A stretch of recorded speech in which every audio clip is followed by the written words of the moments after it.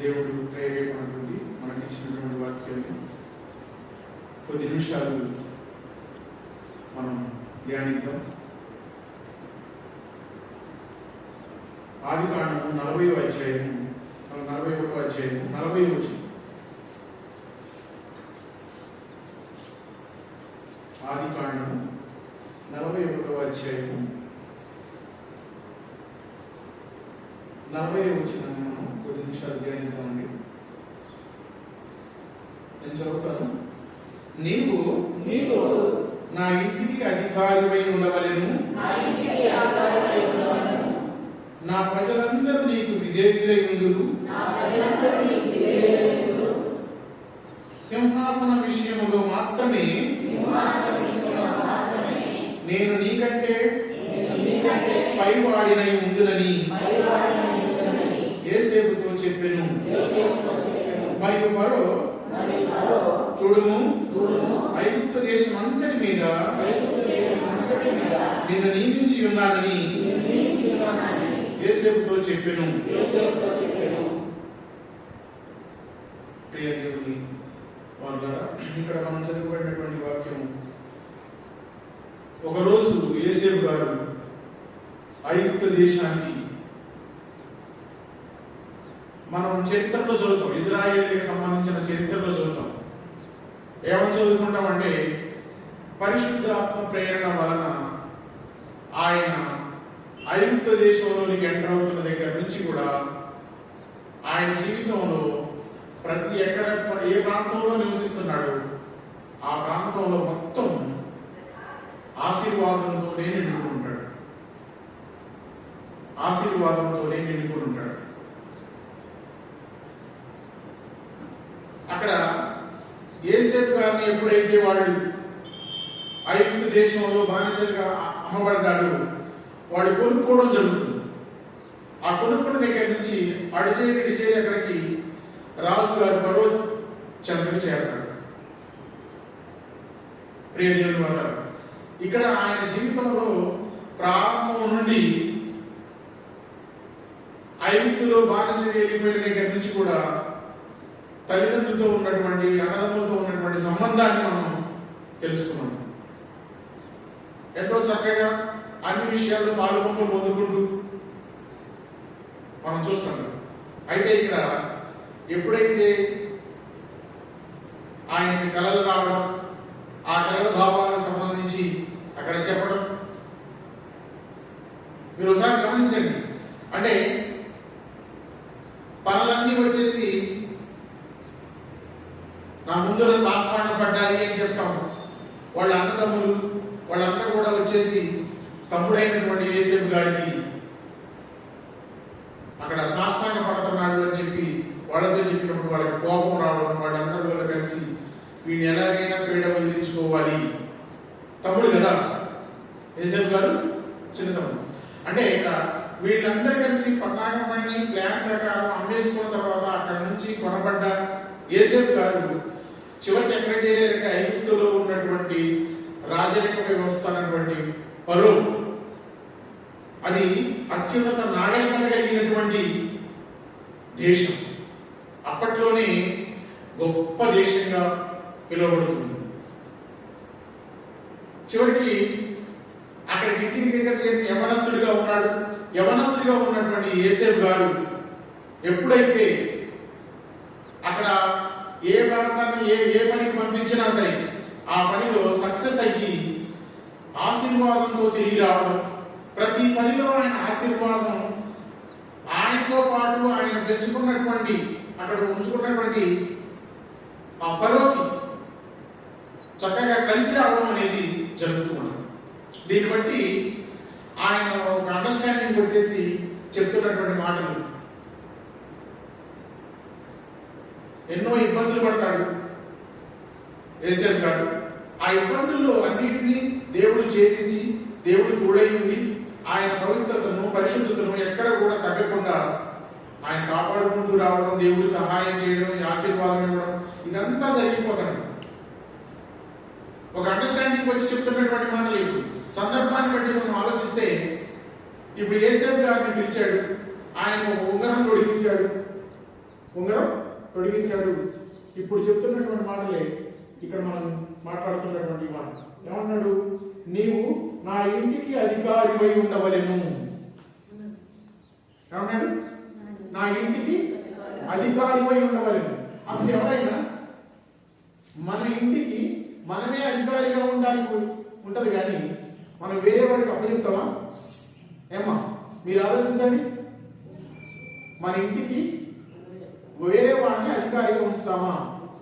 నేనేం చేశాడు? ఇంటికే కాదు, యావత్తు సామ్రాజ్యానికి అంతటికి అధికారాన్ని ఇచ్చేసాడు. అంటే ఏం జరిగి ఉంటది? ఎంత ఆశీర్వాదం పొందుకొని ఉండాలి ఆ ఫరో కూడా. ఫరో యాక్చువల్గా అన్య జనాంగంలో ఒకడు, దేవుడు ఎవరో సరిగా తెలియనివాడు. కానీ ఏది బట్టి, యోసేపు గారిని బట్టి ఆయన అభివృద్ధి చెందడాన్ని మనం చూస్తున్నాం. అందుకే ఇక్కడ పొందుతున్నటువంటి మాటలు, నీవు నా ఇంటికి అధికారిపై ఉండవలేము, నా ప్రజలందరూ నీకు విధేయులు. అంటే నువ్వేది చెబితే అది చేస్తారు, కాదు కూడదు మేము చెయ్యము అని ఎవరు కూడా అనరు అని ఇక్కడ చెప్తున్నాడు. సింహాసనం విషయంలో మాత్రమే నేను నీకంటే పైపోవడం ఉందని, సింహాసనం మీద కూర్చోవడమే నా పనంతా ఏంటి అంటే ఫరో చెప్తున్నాడు. నా పనంతా ఏంటంటే ఆ సమయానికి వస్తాను, సింహాసనం మీద కూర్చుంటాను, భోజనం టయానికి వెళ్ళి భోజనం కళ్ళ మీద కూర్చొని భోజనం చేస్తాను, నేను వీటి గురించి ఏమి పట్టించుకోను, ఆలోచించను, మొత్తం చూసుకోవాల్సింది నీవే అని యోసేపు గారికి ఇక్కడ అధికారాన్ని కట్టబెట్టి చూపిస్తున్నటువంటి సందర్భం. అందుకే కింద చెప్తున్నాడు చూసారా, యోసేపుతో చెప్పిన, మరియు ఫరో చూడము, ఐగుప్తు దేశం అంతటి మీద నిన్ను నియమించి ఉన్నానని, నా ఇంటికే కాదు ఐగుప్తు దేశం అంతటి మీద నిన్ను అధికారిగా పైవాడిగా నియమిస్తున్నాను. మరియు తన చేతినున్న తన ఉంగరమును తీసి యోసేపు చేతికి పెట్టి సన్నపు నారబట్టలు అతనికి తొడిగించి అతని మెడకు బంగారు గొలుసు వేసి తన రెండవ రథం మీద అతన్ని ఎక్కించెను. అప్పుడు వందనం చేయుడని అతని ముందర జనములు కేకలు వేసి అట్లు ఐగుప్తు దేశం అంతటి మీద అతన్ని నియమించెను. ఇక్కడ అందరికీ తెలియాలి, పలానా ఆయనకి అధికారం ఫరో ఇస్తున్నాడు అన్న సంగతి యావత్తు అక్కడ ఉన్నటువంటి సామ్రాజ్యంలో ఉన్నటువంటి ప్రతి ఒక్కరికి తెలియాలని రెండవ రథం మీద కూర్చోబెట్టి ఆయన ముందు వాయిద్యాలతో ఉంగరం తొడిగి సన్నపు నారబట్టలు వేసి ఆయన్ని గొప్పగా అధికారాన్ని కట్టబెడుతున్నటువంటి పరిస్థితి. ఎందుకు ఇంతటి అధికారాన్ని ఆయన చేజిక్కించుకున్నాడు అంటే ఆయనకి దేవుడు తోడై ఉన్నాడు. మెయిన్ కాన్సన్ట్రేషన్ చేయాలి. ఆయనకి దేవుడు తోడై ఉన్నాడు. తోడై ఉంటే దీవించబడతాడా? ఆశీర్వాదం వస్తుందా? అధికారం వస్తుందా? అవును, దేవుడు నిజంగా తోడై ఉంటే అంత మేలు జరుగుతాయి. ఇది ఎందుకు చెప్తున్నాడు ఇక్కడ? ఈ సందర్భాన్ని వాళ్ళ మధ్య జరిగిందే అనుకుంటే మన పొరపాటు. దీనంతా దృష్టిలో పెట్టుకొని మనం గమనించాలి. ఇక్కడ ఫరో స్థానంలో పరలోకంలో ఉన్నటువంటి తండ్రి అయిన దేవుణ్ణి చూడాలి. యోసేపు గారి స్థానంలో ప్రభు అయిన యేసుక్రీస్తు వారిని మనం ఆపాదించుకోవాలి. అంటే తండ్రి అయిన దేవుడు యేసుక్రీస్తు ప్రభు వారికి ఈ లోకంలోనే అధికారాన్ని కాదు, తనకున్నటువంటి 3 లోకాల మీద ఆధిపత్యాన్ని, అధికారాన్ని కట్టబెట్టినటువంటి పరిస్థితి మనకు కనబడుతుంది. పాత నిబంధనలో చూపిస్తున్నామంటే అది నీడ లాంటిది, కొత్త నిబంధనలో దాన్ని చూస్తున్నామంటే అది వాస్తవమైనది. మనం పోల్చుకోవాలి. సో ఈ రకంగా యేసుక్రీస్తు ప్రభు వారు ఎంతటి అధికారాన్ని పొందాడో, అంతకు ముందు ఎంత కష్టపడ్డాడో, అంతకు ముందు ఎన్ని బాధలు ఇబ్బందులు పడి తను తాను తగ్గించుకుంటూ వచ్చాడో, ఎంత తగ్గించుకున్నాడంటే అంతకు రెట్టింపు ఆశీర్వాదాన్ని దేవుడు పరలోకంలో ఉన్నటువంటి కన్న తండ్రి యేసుక్రీస్తు ప్రభు వారికి 3 లోకాల మీద ఆధిపత్యాన్ని, అధికారాన్ని కట్టబెట్టినటువంటి పరిస్థితి మనం చూస్తున్నాం. ఇప్పుడు దీన్ని దృష్టిలో పెట్టుకొని మనం కొత్త నిబంధనలోకి వెళ్దాం. కొత్త నిబంధనలో ఫిలిప్పీలకు రాసిన పత్రిక 2వ అధ్యాయము 6 నుంచి చూద్దాం. ఫిలిప్పీలకు రాసిన పత్రిక 2వ అధ్యాయము 6 నుంచి చూద్దాం. ప్రియమైన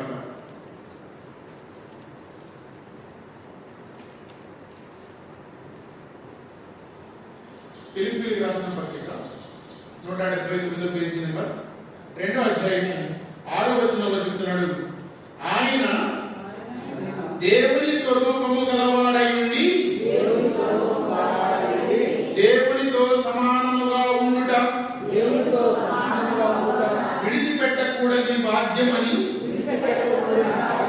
ఎంచుకొనలేదు గాని మనుషుల పోలికగా పుట్టి దాసుని స్వరూపము ధరించుకొని తను తానే రిక్తునిగా చేసుకొనెను. మరియు ఆయన ఆధారమును మనుషుడిగా కనబడి మరణము పొందినంతగా అనగా శిలువ మరణము పొందినంతగా విధేయత చూపిన వాడై తను తాను తగ్గించుకొనెను. చూసారు ఇక్కడ పరలోకములో యేసుక్రీస్తు ప్రభువారు, తండ్రి అయిన దేవుడు, వీళ్ళిరువురు ఇద్దరు అక్కడ తన హోదాని మనం గమనిస్తే దేవునితో సమానముగా ఉండుట అంటాడు. తండ్రి అయిన దేవుడు, కుమారుడైన యేసుక్రీస్తు ప్రభువారు ఎప్పుడైతే ఆ సింహాసనం మీద ఉన్నారు, ఇక్కడ సమానత్వం అనేది ఆపాదించబడింది. చాలా మంది కొడుకుగా ఉన్నప్పుడు తండ్రి గొప్పవాడు కదా, కొడుకు కొడుకే కదా అన్న భావన. కానీ ఇక్కడ సమానత్వం అనేది మెయిన్ ప్రేమ విషయాలు, దేవుని పిల్లలను రక్షించాలన్న విషయాలలో ఆ భావన రాయబడింది. సమానత్వం అని మనం ఎలా ఆపాదిస్తామంటే, ఇగో దేవుని పిల్లలైన వారిని, ప్రపంచంలో ఉన్న ప్రజలందరినీ కాపాడాలి అని తండ్రికి ఎలాంటి ప్రేమ ఉందో మన మీద, అంతే ఈక్వల్ గా ప్రేమ యేసుక్రీస్తు ప్రభు వారికి కూడా ఉంది. అవునా కదా? అలా ఉండబట్టే తన ప్రాణాన్ని సైతం పెట్టి ప్రపంచాన్ని, అందులో ఉన్నటువంటి మనుషులందరి పాపాలను తీయగలిగేటటువంటి పరిస్థితి యేసుక్రీస్తు ప్రభు వారి యొక్క రక్తంలో దాగి ఉంది. ఆయన ప్రపంచ మానవాళి ప్రజలందరినీ పాప ప్రక్షాళన కాల్చడానికై కలువరి శిలువలో మరణాన్ని సైతం పొందుకొని మరలా పవిత్రంగా 3వ దినాన తిరిగి లేవడం అనేది, ఇదంతా దేన్ని సూచిస్తుంది? ఎందుకు ఇంత కష్టపడ్డాడు? తండ్రికి మాత్రమే ప్రేమ ఉందా?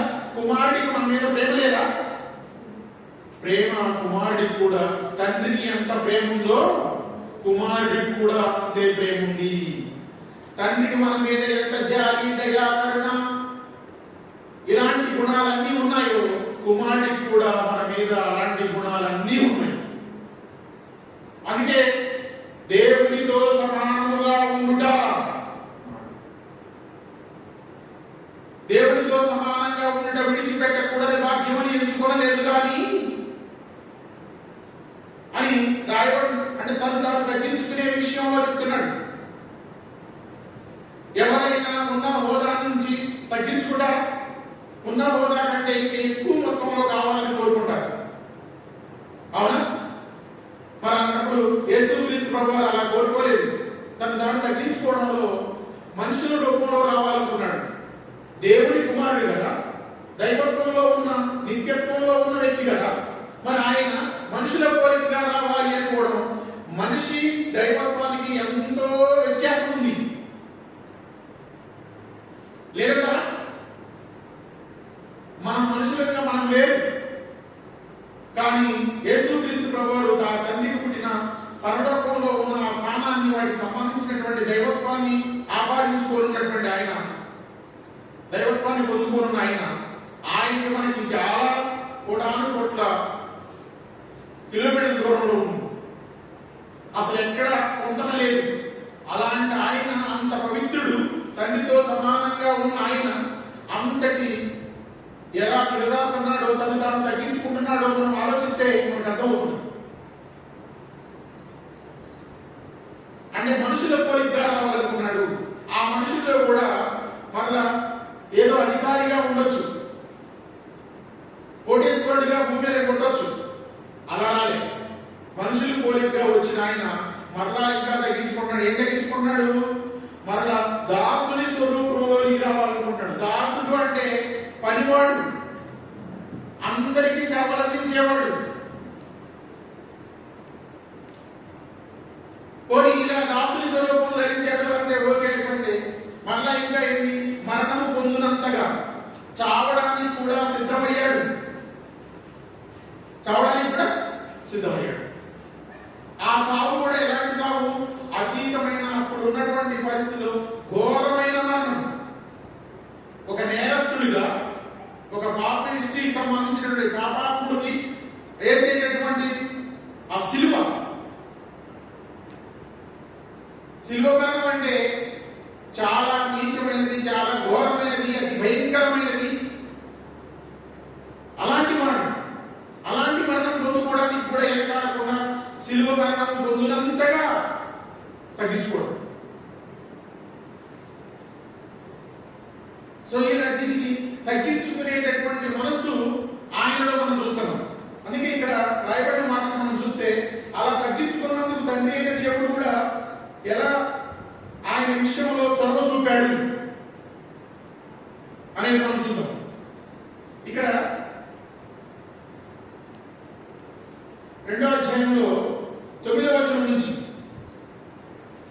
అందుచేతను పరలోకమందున్న వారిలో గాని భూమి మీద ఉన్న వారిలో గాని భూమి కింద ఉన్న వారిలో గాని ప్రతి వారి మోకాలును యేసు నామమున వంగునట్లు. ఎవరెవరు ఇక్కడ భూమి మీద ఉన్న జనాంగమే కాదు, భూమి మీద ఉన్న జనాంగానికే పరిమితం కాలేదు. పరలోకంలో ఉన్న వారైనా సరే ఎవరి నామంలో వంగాలి మోకాళ్ళు? యేసుక్రీస్తు నామంలో వంగాలి. అంటే ఎంత ఘనతని తండ్రి దేవుడు ఇస్తున్నాడు. అక్కడ పరలోకంలో ఉన్న వారిలో కానీ, ఇక్కడ భూమి మీద ఉన్న వారిలో కానీ, ఆ తర్వాత మనం చనిపోయి వెళ్ళే పాతాళ లోకం, 3వ లోకం ఉంది. ఆ 3వ లోకంలో ఉన్న జనాంగం కూడా అందరూ ఎవరి నామంలో వంగాలి మోకాళ్ళు? యేసుక్రీస్తు ప్రభు వారి నామంలో వంగాలి. చూసారా ఎంత పెంచుతున్నాడో? ఆయన ఎంత తగ్గించుకొని వచ్చాడు.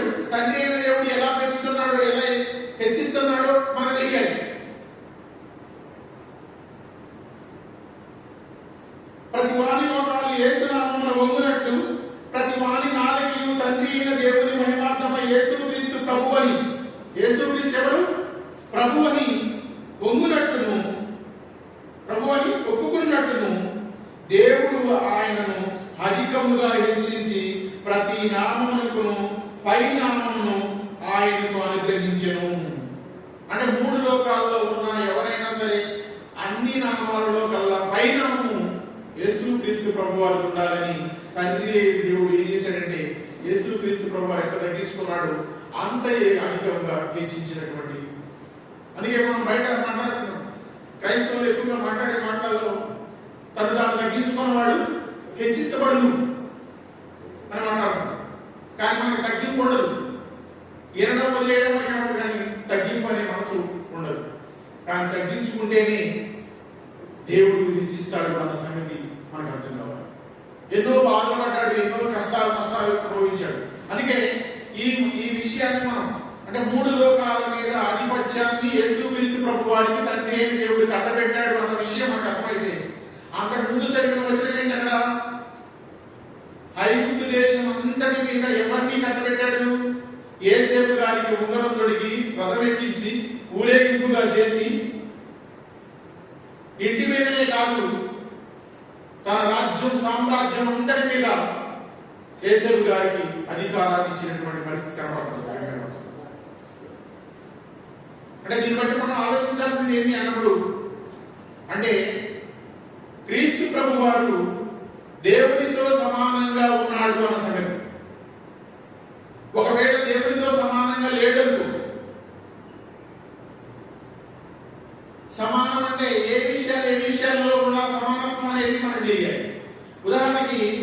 కాలం విషయంలో, కాలం టైం, రోజుకి 24 గంటలు గడిచిపోతుందని మనం చూస్తున్నాం. ఈ సమయాన్ని, సంవత్సరానికి, యుగాలు, ఇదంతా సమయం, కాలం ఎవరి ఆధీనంలో ఉంది అంటే తండ్రి అయిన దేవుని ఆధీనంలో ఉంది. వీటి గురించి యేసుక్రీస్తు ప్రభువుకి అధికారం లేదు. మనం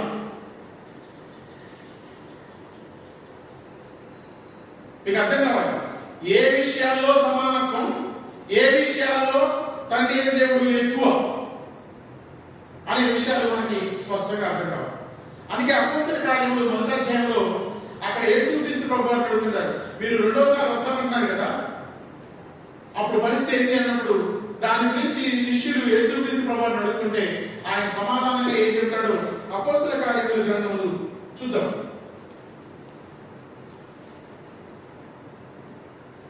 అపోస్తల కార్యములు 1వ అధ్యాయం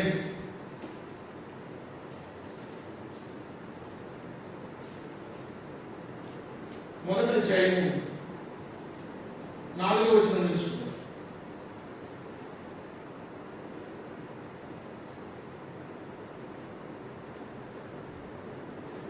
4వ వచనం.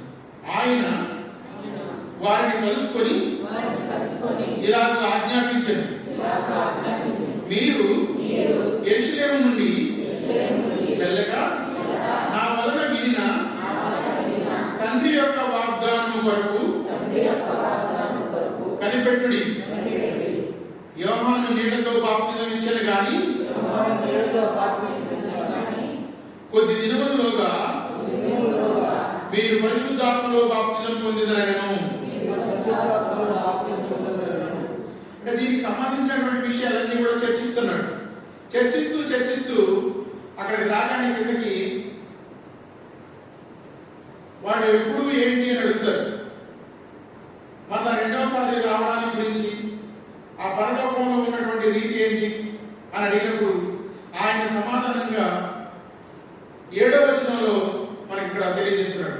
కాలములు సమయములను తండ్రి తన స్వాధీనమును ఉంచుకొని ఉన్నాడు, వాటిని తెలుసుకునుట నీ పని కాదు. ఇక్కడ ఏం చెప్తున్నాడు శిష్యులకి, నువ్వు రెండోసారి వస్తానంటున్నావు, ఎప్పుడు వస్తావు ప్రభువా, వచ్చేటప్పుడు పరిస్థితి ఏంటి అని తెలుసుకోవాలని ఆశపడుతున్నారు. వాళ్ళ ఆశ ఏమి ప్రశ్న వేశారు. ఆ ప్రశ్నకి సమాధానంగా ఏం చెప్తున్నాడంటే, నేను రెండోసారి వచ్చేది నాకు కూడా తెలియదు, ఆ తండ్రి ఎప్పుడు పంపిస్తే అప్పుడు వస్తాను. అంటే ఈ కాలాలు, సమయములు ఎవరి ఆధీనంలో ఉన్నాయని రాయబడి ఉంది? తండ్రి తన స్వాధీనం ముందు ఉంచుకొని ఉన్నాడు. నాకు కూడా తెలియదు అంటున్నాడు. ఇందులో సమానత్వం ఉండదు. సమానత్వం అంటే తండ్రి మన మీద ఎంతో ప్రేమిస్తున్నాడని చదువుకుంటాం. ఎంత ప్రేమించాడు అన్నదానికి తండ్రి ఎంత ప్రేమిస్తున్నాడో కుమారుడు కూడా అంతే ప్రేమిస్తున్నాడు. అదిలో సమానత్వం, అందులో సమానత్వం. కానీ ఇలాంటి విషయాలు, అధికార విషయాలకు సంబంధించి, కాలం విషయంలో ముఖ్యంగా సమయాలకు సంబంధించి తండ్రి తన స్వాధీనంలో ఉంచుకొని ఉన్నాడు అంటే దాన్ని తెలుసుకుంటా మీ పని కాదు అని చెప్తున్నాడంటే, నేను రావడం ఫస్ట్ సారి పంపించినప్పుడు ఆయన పంపిస్తేనే నేను వచ్చాను, రెండవసారి కూడా ఆయన పంపిస్తేనే నేను వస్తాను అని చెప్తున్నాడు. అంటే ఇక్కడ ఆయన సమానత్వానికి సంబంధించి, తండ్రి అయిన దేవునికి సంబంధించినటువంటి అధికారాన్ని ఇదంతా మనం ఆలోచిస్తే, ఇక్కడ యేసేపు గారి విషయంలో ఫరో చక్రవర్తి ఆయన విషయంలో సింహాసనం మీద మాత్రమే కూర్చుంటాడు అని రాయబడింది. సింహాసనం మీద మాత్రమే కూర్చుంటాడు, ఎవరు ఫరో. కానీ మిగతా విషయాలన్నీ ఎవరు చూసుకోవాలి? యేసేపు గారే. ఇక్కడ కూడా తండ్రి అయిన దేవుడు సింహాసనం మీద ఉన్నాడు, కానీ మిగిలిన విషయాలు ఏదైనా మనుషులకు సంబంధించినటువంటి ఎలాంటి ఏ విషయాల్లో అయినా నీకు సహాయం కావాలన్నా నువ్వు ఎక్కడికి వెళ్ళాలి? తండ్రి అయిన దేవుడి దగ్గరికి డైరెక్ట్ గా వెళ్తే కుదరదు. యేసుక్రీస్తు ప్రభు వారి దగ్గర ద్వారానే వెళ్ళాలి. ఎందుకంటే 3 లోకాల మీద ఆధిపత్యాన్ని ఎవరికి కట్టబెట్టాడు? గమనించాలి. ఎవరికి కట్టబెట్టాడు? ప్రభు యేసుక్రీస్తు వారి.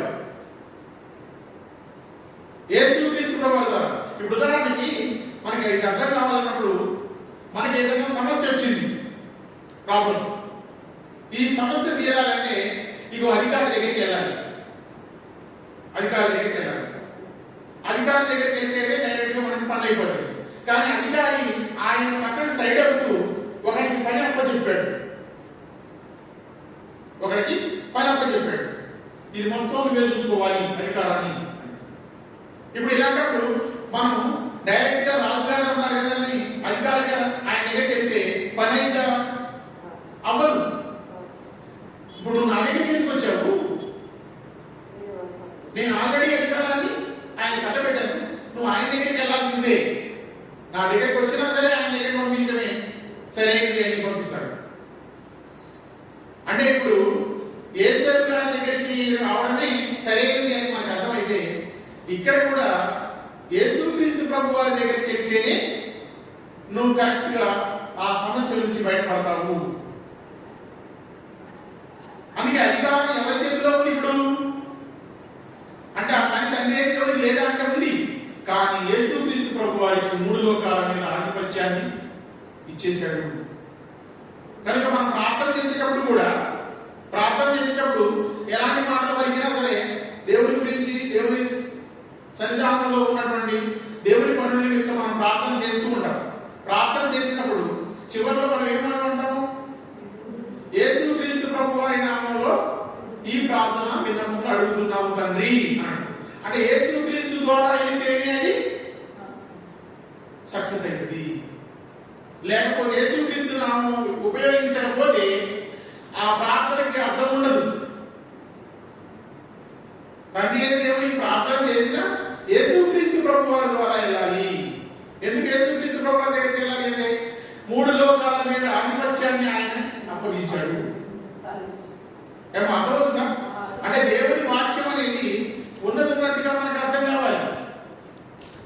ఇక్కడ చూడండి, ఒకటి గమనించండి.